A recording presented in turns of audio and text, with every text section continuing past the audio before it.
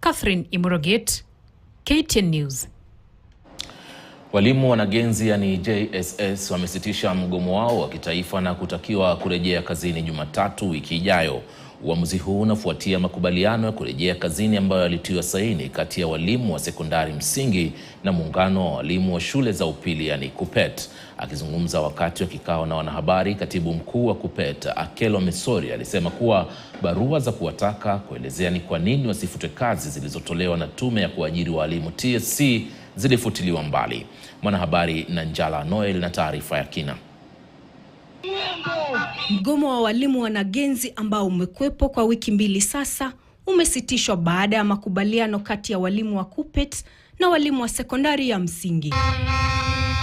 KUPPET inalaumu changamoto zinazokumba shule ya upili ya sekondari na kuikosoa serikali kwa kuendesha shule za msingi badala ya shule za upili. We want to bring to an end of the ongoing JSS demonstrations countrywide based on the fact that we have already agreed on the return to work formula with the KUPPET and its leadership. The Teacher Service Commission is created to employ qualified teachers, and all intern teachers are registered. You cannot get registration before you qualify. So they cannot be in the category of interns by any definition. And the court agreed that that is the position. So when they brought us now that the parliament has now agreed to employ 26,000 teachers, we wholeheartedly say, hurrah.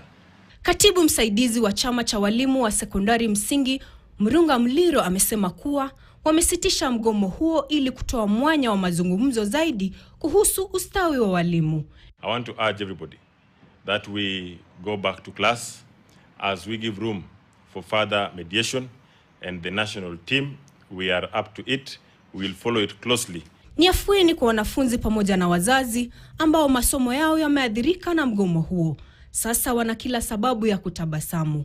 Walimu 46,000 ambao wamesubiri kwa miaka miwili kuajiriwa sasa wana matumaini. Nanjala Noel, KTN News, Nairobi. Unaendelea kutazama taarifa za KTN leo weekendi. Tunakwenda kwenye pumziko.